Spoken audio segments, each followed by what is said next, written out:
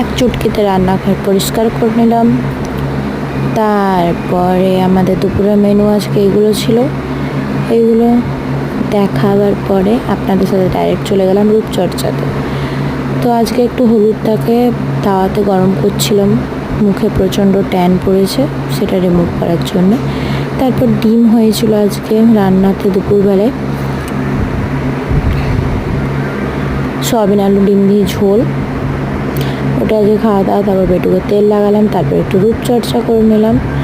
তারপর বিকেলবেলা বেটুকে নিয়ে বেরিয়েছিলাম গরু দেখাতে। ও গরু, কুকুর, ছাগল সব দেখতে খুব পছন্দ করে, তাই এগুলো দেখলো। তারপর সন্ধ্যাবেলা বেটুকে খাওয়াতে বসে গেছিলাম, নিয়েও দাদা এসেছিলো, দাদার সাথে খেলছিল। তো আমার বেটু তো একটু বদমাস, ও খালি মারতে থাকে সবাইকে আর চিচাতে থাকে এই এই এই এই করে। তারপর ওরা যাওয়ার পরে আমি একটু খিদে পাচ্ছিলো, তাই একটু দুধ মিষ্টি খেয়ে নিলাম। তারপরে এখানে রাতে মেনু ছিল আজকে ভাত, কারণ প্রচণ্ড গরম পড়েছিল। ব্যাস।